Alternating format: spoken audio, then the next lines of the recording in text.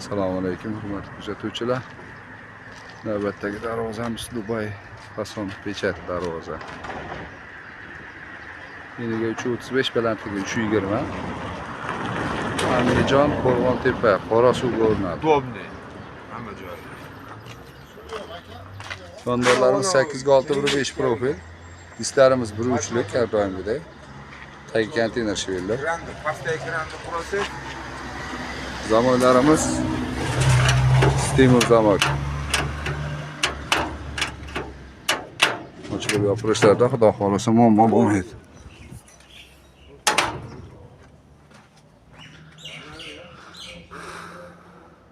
Orqa taraf ko'rinishlari.